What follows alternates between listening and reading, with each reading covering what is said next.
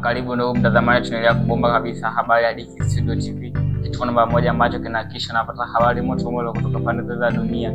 Na leo tukiandaa huko bungeni jijini Dodoma, ambako kumetolewa taarifa muhimu kabisa inaweza kugusa moja kwa moja maisha ya vijana hapa nchini, na ni kufuatia tu Waziri Mkuu wa Tanzania Mwigulu Nchemba kuweza kutangaza mpango mpya wa kuwawezesha vijana kiuchumi.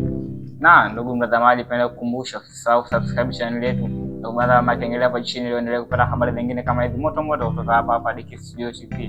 Na kama unataka kuona habari hiyo, basi usisahau kushare pia na comment hapo chini wewe kupata habari zingine na maendeleo ya habari moto moto kutoka hapa Dicky Studio TV. Na huu ni undani na habari hiyo.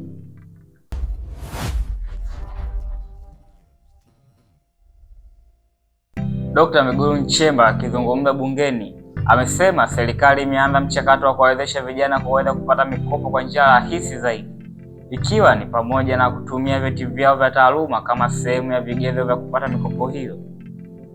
Kwa mujibu wa kauli yake, lengo kuu la mpango huu ni kuweza kuwasaidia vijana wengi waliomaliza masomo, lakini pia waliokosa dhamana na mitaji ya kuanzisha shughuli za kiuchumi, hali ambayo imekuwa changamoto kubwa kwa kipindi cha muda mrefu hapa Tanzania. Ameeleza kuwa hatua hiyo inalenga kufungua milango ya fursa kwa vijana ili waweze kujiajiri, kuanzisha biashara na hatimaye kuchangia ukuaji wa uchumi wa kitaifa.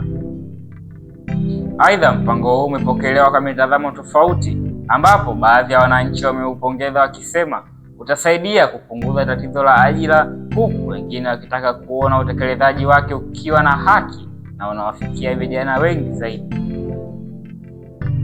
Hata hivyo, wadau wa maendeleo wanaona kuwa ikiwa utasimamiwa vizuri, mpango huo unaweza kuwa mkombozi mkubwa kwa vijana wanaotafuta njia ya kujikwamua kiuchumi kupitia elimu walioipa.